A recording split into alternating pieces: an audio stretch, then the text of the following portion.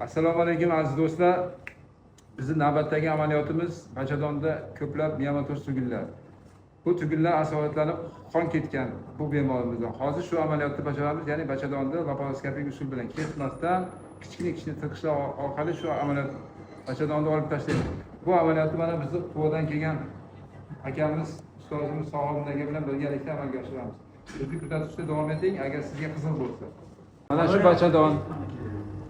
Shunda ko'plab miyama-to'rs tugunlar bor.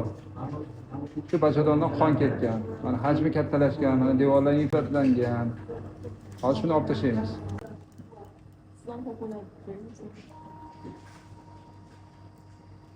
Bularda ish yo'qda. Amaliyot tugatdik. Mana shu yerda bachadon bor edi, bachadonni olib tashladik. Mana endi shu bachadonni olganimizdagi cho'ltoqlari mana chiroyli qilib tikib qo'yildi mana. Hech qanaqa muammo yo'q, hamma yoq top-toza. To'g'ri mana. Hammaga rahmat. Sog' bo'linglar, salomat bo'linglar. Shunaqa xizmatlar bo'lsa biz doim tayyor.